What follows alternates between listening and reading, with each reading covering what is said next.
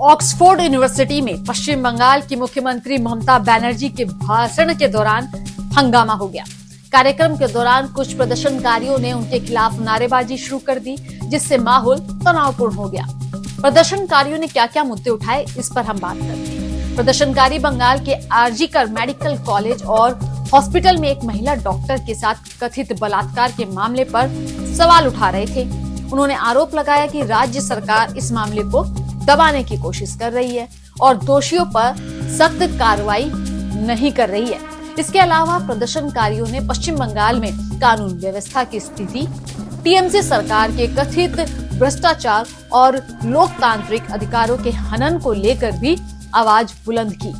ममता बनर्जी ने प्रदर्शनकारियों से क्या कहा, आप जरा ये सुन लीजिए। हंगामे के बीच ममता ने शांतिपूर्वक प्रदर्शनकारियों से बात करने की कोशिश की और वो कहती हैं कि आप मुझे बोलने का मौका दें। यह मेरा नहीं बल्कि आपके संस्थान का अपमान है। जहां भी मैं जाती हूं ऐसा ही होता है।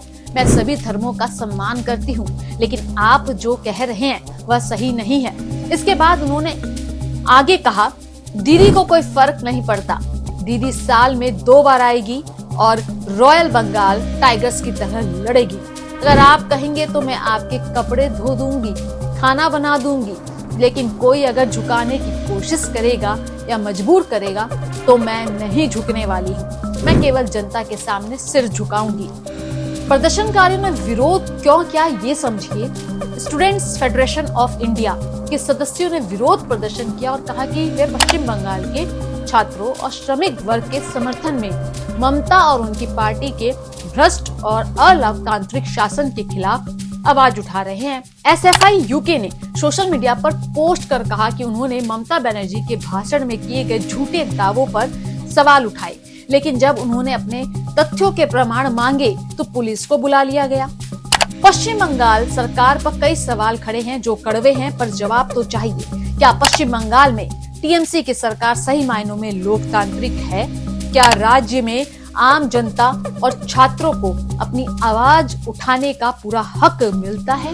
क्या विरोध प्रदर्शन को दबाने के लिए सरकार प्रशासन का दुरुपयोग कर रही है?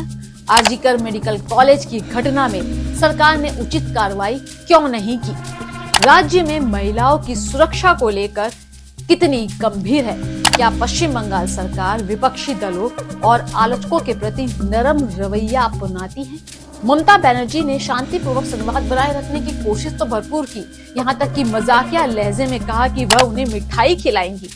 इस घटना ने सोशल मीडिया और राजनीतिक गलियारों में हलचल मचा दी है। अब सवाल यह है कि क्या पश्चिम बंगाल सरकार पर लगाए गए आरोपों में कोई सच्चाई है या केवल राजनीतिक विरोध का एक हिस्सा है?